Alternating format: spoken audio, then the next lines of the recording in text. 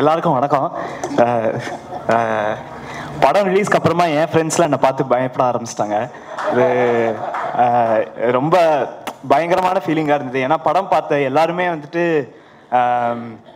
இது வரைக்கும் ப்ளே பண்ண கேரக்டர் விட என்னை எப்படி அவங்க பார்த்துருக்காங்களோ அதை விட ரொம்ப டிஃப்ரெண்ட்டாக, அது ஒரு சர்ப்ரைஸாக பார்த்தது ரொம்ப சந்தோஷமாக எல்லோரும் ஷேர் பண்ணாங்க.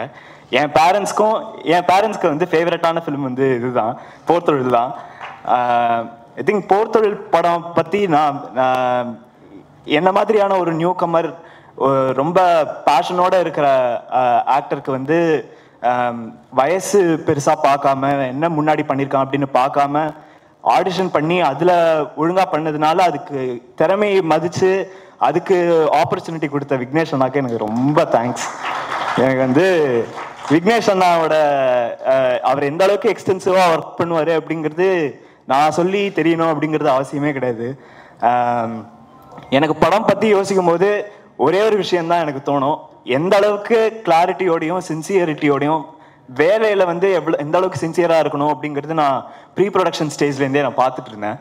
அதனால் அந்த மாதிரி சொல்ல வர்ற கதைக்கு, சொல்லணும்னு நினைக்கிற விஷயத்துக்கு ரொம்ப சின்சியராக இருந்து அதை சின்சியராக பண்ணுற படங்களில் பார்ட்டாக இருக்கிறது எனக்கு ரொம்ப சந்தோஷம். அது வந்துட்டு ப்ரொடியூசர்ஸும் சரி, டிஸ்ட்ரிபியூட்டர்ஸும் சரி, தியேட்டர் எக்ஸிபிட்டர்ஸும் சரி, ஆடியன்ஸும் சரி, எல்லாரும் அக்செப்ட் பண்ணுது. அது ரொம்ப மகிழ்ச்சியாக இருக்குது, ரொம்ப ரீஅஷ்யூரிங்காக இருக்குது. என்னோட மல்லு கட்டி அப்படியே பயங்கரமாக பாதுகாத்துக்கிட்ட என்னோட ஏடி டீமுக்கு வந்து ரொம்ப தேங்க்ஸ். டிரெக்ஷன் டீமுக்கு தேங்க்யூ ஸோ மச். இந்த மாதிரியான படங்கள் வந்துட்டு இந்த மாதிரியான அளவுக்கு வெற்றி அடையிறது வந்து நீங்கள் எல்லாரும் நடத்தி வச்சதுக்கு ரொம்ப தேங்க்ஸ். தேங்க்யூ. அதில் நான் இப்போது ரொம்ப இம்ப்ராம்ப்டுவாக வந்து நான் சொல்ல போகிறேன். ஸோ எனக்கு முகேஷ்ஜியே ரொம்ப நல்லா தெரியும், நிறைய வருஷமாக தெரியும். அசோக்கையும் ரொம்ப நிறைய வருஷமாக தெரியும். ஸோ இந்த ஃபில்ம் வந்து எனக்கு வந்தப்போ ரொம்ப லாஸ்ட் மினிட்ல வந்தப்போ எனக்கு ஒரு விஷயம் தெரியும், தட் இது ரொம்ப நல்ல படம் அப்படின்றது. பிகாஸ் அப்ளாஸ்ட் work been following and they've been creating very good content and நிறைய பெரிய ஃபில்ம்ஸ்லாம் நாங்கள் டிஸ்ட்ரிபியூட் பண்ணியிருப்போம். பட் இந்த ஃபில்ம் டிஸ்ட்ரிபியூட் பண்ணுறதுல ஒரு டிஃப்ரெண்ட் லெவல் ஆஃப் சாட்டிஸ்ஃபேக்ஷன் இருந்தது. ஏன்னா இந்த மாதிரி ஒரு ஃபில்மை ஒரு இன்டர்நேஷ்னல் பிளாட்ஃபார்மில் கொண்டு போய் மால்டா மாதிரித்த ஒரு சின்ன ஒரு கண்ட்ரிலையும் அவளே எங்கள்கிட்ட கேட்டு, இல்லை எங்களுக்கு வந்து இந்த படத்தை வந்து பெரிய ஸ்க்ரீனில் தான் பார்க்கணும் அப்படின்னு ஒரு டிமாண்ட் வந்து சின்ன சின்ன கண்ட்ரிலெலாம் கூட டிஸ்ட்ரிபியூட் பண்ண முடிஞ்சுது. And that was only because of Vignesh Raja's content. And செய்கிறப்பையும் இந்த பொட்டேட்டோவை ஃபஸ்ட்டு ஹரிசாண்டலாக கட் பண்ணேன், அப்புறம் வேர்ட்டிக்கலாக கட் பண்ணேன் அப்படின்னு அந்த கியூபிக்கல் சைஸ் முதல் கொண்டு சொல்லிக்கிட்டே இருப்பார். இது நான் இன்ஸ்டியூட் முடித்து வர 2 வருஷமும் இது நடக்கும். விக்னேஷ்ட அந்த ஒரு மெட்டிகுலஸாக அதை பண்ணுற விஷயத்த நான் பார்த்துருக்கேன். ப்ரோ இது 50 போட்டால் இந்த க்ளோஸ் வச்சிடலாம் ப்ரோ அப்படின்னாலும், இல்லை ப்ரோ ஒன்று வச்சு காமிங்க ஃபோனில் எப்படி இருக்குன்னு பார்க்கலாம் அப்படின்னுவார். நான் விக்னேஷ் எங்கேயுமே ஒர்க் பண்ணாது எனக்கு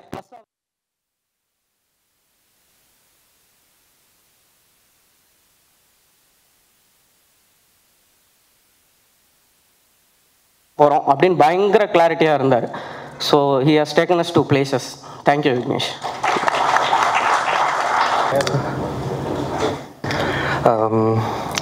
ப்ரோ போர் தொழில் பார்த்துட்டிங்களா அப்படின்னு ஒரு கேட்டாங்க. இல்லை ப்ரோ, தொழிலுக்கு போகிறதே ஒரு பெரிய போராக இருக்குது. இந்த மாதிரி மீம்ஸும் அண்ட் ரிவ்யூஸ்லாம் வந்துச்சு. இவ்வளோ பெரிய ரீச்சுக்கு முக்கிய காரணம் மீடியா அண்ட் அதை ரிசீவ் பண்ண மக்களும். ரொம்ப ரொம்ப நன்றி. இந்த படத்தில் ஒர்க் பண்ண எல்லாருக்கும் ரொம்ப நன்றி. அண்ட் இத்தனை வருஷமாக எங்கள் பின்னாடி சப்போர்ட்டிவாக இருந்த ஃபேமிலிக்கும் ரொம்ப நன்றி. தேங்க்யூ. சக்ஸஸ் மீட்டுக்கு வந்திருக்கும் அனைவருக்கும் என்னோட காலை வணக்கம். மெயினாக அந்த அப்ரோஸ் கம்பெனி வந்து எனக்கு பெரிய பழக்கம் இல்லை, ஆனால் நிறைய கேள்விப்பட்டிருக்கேன் கம்பெனியை பற்றி. அவங்க எடுத்த வெப் சீரிஸு எல்லாமே ரொம்ப சூப்பர். ஸ்கேம் பார்த்துருக்கேன், அது மாதிரி நிறைய வெப் சீரிஸ் பார்த்துருக்கேன். ரொம்ப நிச்சயமாக எல்லோரும் பார்க்க வேண்டிய ஒரு வெப் சீரிஸ் தான் ஸ்கேம். அர்ஷத் மேத்தா அது பண்ணியிருப்பாங்க, ரொம்ப சோனி லீவில் இருக்குது. அது மாதிரி அவங்க எடுத்த எல்லாமே நல்ல தரமான படங்கள். அது மாதிரி அவர் சுனில் சார் சொன்ன மாதிரியும் சரி, அவர் ப்ரமோத்து அவங்களோட ஹார்ட் ஒர்க்கு. மிச்சம் பார்த்திங்கன்னா முகேஷ் மேத்தாவும் சாரதி வந்து எனக்கு ரொம்ப வருஷம், ஒரு 20-25 வருஷம் நண்பர்கள். நிச்சயமாக படங்களை எடுப்பாங்கிறது மலையாள ஃபீல்டில் எல்லா சாதாரண ஒரு டீ கடையில் வேலை பார்க்குறவங்க கூட தெரியும் E4 என்டர்டைன்மெண்ட்டோட வேல்யூ. அது இப்போ தமிழ்நாட்டிலையும் இந்த படம் மூலமாக அவங்க ப்ரூவ் பண்ணிட்டாங்கிறதுல எந்த வித மாற்றம் இல்லை. இன்னும் E4 என்டர்டைன்மெண்ட் எப்போ எடுத்தாலும் கரெக்டான படங்கள் தான் எடுப்பாங்க. அப்புறம் அசோக் செல்வனை பற்றி சொல்ல வேண்டியதில்லை. எல்லாமே அவருக்கு எனக்கு விக்கி ஒரு இன்டர்வியூவில் இப்போ சொல்கிற வச்சு தான் தெரியும் அவரும் ஆக்சுவலி ஒரு டைரக்டருங்கிறது. அந்தளவு நாலேஜோட கரெக்டான ப்ராஜெக்ட் செலக்ட் பண்ணி பர்ஃபெக்டாக பண்ணுறாரு. ஒரு ப்ரொடியூசருக்கு ஏற்ற ஹீரோவாக கரெக்டாக எந்த வித இதுவும் இல்லாமல் ரொம்ப. அப்புறம் சரசாரை பற்றி சொல்ல வேண்டியதே இல்லை. அப்புறம் சொல்லிடுவேன்.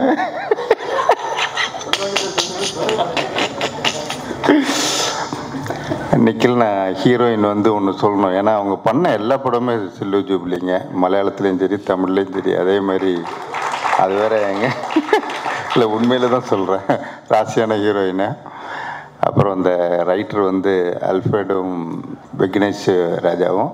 இந்த படத்தோட நம்ம அந்த ஆடியோ ரிலீஸாக ஐ திங்க் ஃபஸ்ட்டு ப்ரெஸ் மீட்டுக்கு என்னை கூப்பிடும்போது ஒரு பயங்கர ஒரு டச் என்னன்னு பார்த்தீங்கன்னா, ஒருத்தங்க வந்து எங்கிட்ட வந்து ஒரு கவரு கொடுத்தாங்க. என்னென்னு பார்த்து பிரித்து பார்க்கல நான். அப்போ சரின்னு சொல்லி விட்டுட்டேன். அதுக்கப்புறம் அந்த ஆடியோ ரிலீஸ் அது பிரசாத் நடந்துச்சு. முடிஞ்ச பிறகு வீட்டுக்கு போயிட்டு தான் பிரித்து பார்த்தா விக்னேஷோட மிஸ்ஸஸ் ஒரு லெட்டர் எழுதியிருந்தாங்க. நிச்சயமாக ரொம்ப நான் இது வரைக்கும் 38 வருஷம் ஆச்சு சினிமாவுக்கு வந்து. இது வரைக்கும் இப்படி ஒரு ஆடியோ ரிலீஸ்லேயோ இல்லை புது டைரக்டரோட ஒய்ஃப் வந்து இப்படி ஒரு பர்சனலாக ஒரு லெட்டர் எழுதி கொடுத்து நான் பார்த்ததில்லை. எல்லாருக்குமே எழுதி கொடுத்தாங்க, ஹீரோ ஹீரோயின். எனக்கு இந்த படத்தில் வேலை பார்த்த அத்தனை பேருக்கும் அவங்க லெட்டர் ஒன்று கொடுத்த பார்த்து ரொம்ப நெகிழ்ந்தேன். அதுக்கு அவங்களோட நல்ல மனசுக்காகவே இந்த படம் இவ்வளோ பெரிய ஹிட் ஆச்சு. நிச்சயமாக விக்னேஷ் ராஜாவுக்கு இந்த படம் வந்து பெரிய டேர்னிங் பாயிண்டாக இருக்குங்கிறது நான் முதல்ல ஆடியோ ரிலீஸில் சொன்னேன். நான் இப்போ அப்படி யாரையும் சொல்கிறதில்ல, நிச்சயமாக சொன்ன மாதிரி நடந்துச்சு. விக்னேஷ் ராஜா வந்து முதல்ல எங்கிட்ட கதை சொல்லும்போது அந்த முதல்ல ஒரு கேரக்டர் ஒன்று வந்து அந்த கேரக்டர் தான் என்கிட்ட சொன்னார். அப்போ வந்து அதுவே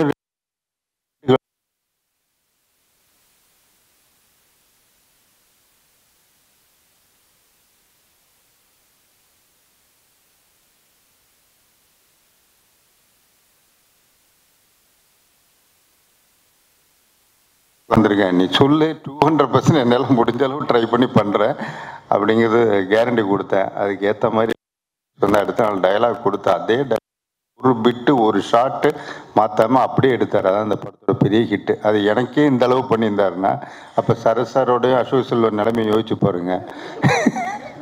நான் வந்து வெறும் 2 சீன் தான், என்னையே அந்த அளவு பண்ணி கழட்டிட்டாரு. அதனால ஒன்று நடிச்சு காட்டுங்க சார். இப்படியே ஆஃபீஸில் வந்து ஒன் மேன் ஷோங்கிறது விக்னேஷ் ராஜா தான், நோ டவுட்.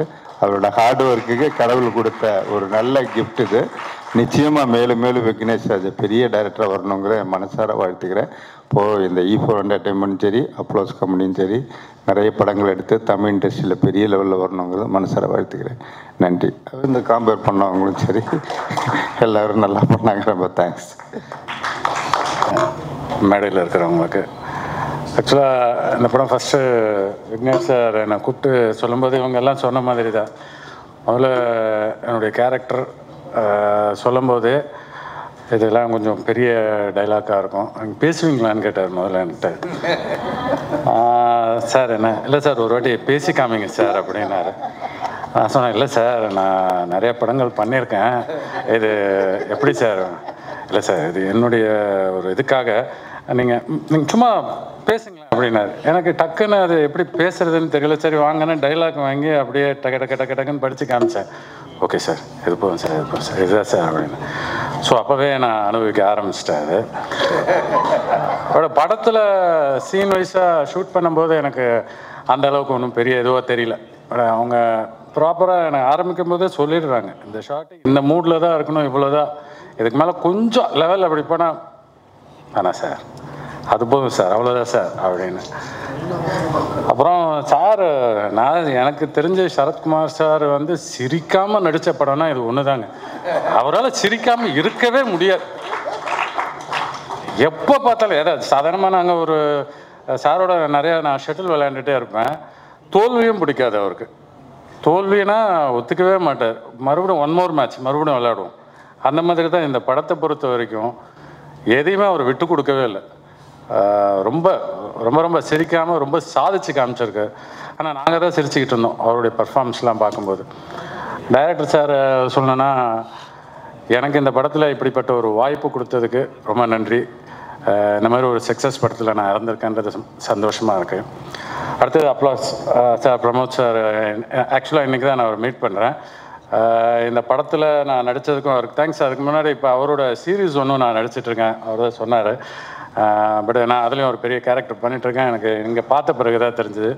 ஸோ அவருக்கும் E4 வந்து நான் ஆக்சுவலாக சம்பத் சார்னு EB எனக்கு ஃபோன் பண்ணி கூப்பிட்டாரு. அவர் சொன்ன பிறகு தான் நான் நம்ம டைரக்டர் சாரை மீட் பண்ணி இந்த கதையெல்லாம் கேட்டேன். இதில் நான் ஒரு பாட்டாக இருந்தது ரொம்ப சந்தோஷமாக இருக்குது. நன்றி, வணக்கம். வணக்கம். First, thank you so much, Vignesh, for having me here for the success meet. Generally, நான் அங்கே இருந்து தான் எனக்கு பழக்கம். Most of the time I'm with the media, but the first time I'm here on the stage. And அதுவும் இவ்வளோ செலிப்ரேட்டடான ஒரு film all over the world. To be a part of this film is a great honor. Actually, இந்த படத்தை ரிலீஸ்க்கு முன்னாடி வந்து எனக்கு ஒரு மீடியா ஃப்ரெண்ட் வந்து பார்த்துட்டு என்கிட்ட சொன்னார், லிஷா செம்மையாக பண்ணியிருந்தீங்க அப்படின்னாங்க. எந்த படம் அப்படின்னு ஒரு கன்ஃபியூஷனில் இருந்தேன். பட் ஹி வாஸ் லைக், நீங்கள் தான் வந்து ட்விஸ்ட் ஆஃப் த ஸ்டோரி அப்படின்னாங்க. அப்போ தான் கரெக்டாக நான் கண்டுபிடிச்சேன், ஓகே இப்போ இதை எனக்கு தெரிஞ்சிருச்சு எந்த படம் அப்படின்னு. அப்புறம் மீடியா ஷோக்கு அப்புறமாவும், because a lot of friends are from the media for me, நிறைய பேர் எனக்கு ஃபோன் பண்ணி லிஷா சூப்பராக பண்ணியிருந்தீங்க, படத்தில் நல்லா பண்ணியிருந்தீங்க அப்படின்னு ஒரு காமனான ஒரு ரிவ்யூ இருந்தது. I am really happy to be a part of this film. And thank you, Vignesh, to have me here. And thank you, Press and Media, for supporting from the first in the movie na review paathirukken. I think that was a great huge support for Por Thozhil. And to the amazing stars, from Ashok Selvan sir to Sharath Kumar sir to everybody, to the heroine, to everybody, they have given their best. And first and foremost, Vignesh Raja, ஏன்னா இதுக்கு வந்து even with நான் ஒரு சின்ன ஒரு role தான் பண்ணியிருப்பேன், Hartley ஒரு 2 minutes தான் கதையில் வரும். ஆக்சுவலி வந்து சினிமா ரிலீஸ் ஆனதுக்கப்புறம் எனக்கே ஒரு 2 நாளுக்கு டிக்கெட் கிடைக்கல. நானே வந்து சண்டே தான் போய் படம் பார்த்ததுக்கப்புறம் I went with my family. அவர் ஒரு விஷயம் என்கிட்ட ஒன்று, when I did an audition, he told me that it's a very small role, Lisha, but it will have a huge impact. And அதே மாதிரி தான் படத்தை முடிச்சதுக்கப்புறம் நான் வெளியே வரும்போது I was very happy that I'm a part of this film. And அதுக்கப்புறமா 2 weeksக்கு அப்புறமா மீடியாலேருந்து நிறைய memes, like I've been seeing a lot of people appreciating this character. First of all, thank you for all of that. Thank you so much. Thank you so much.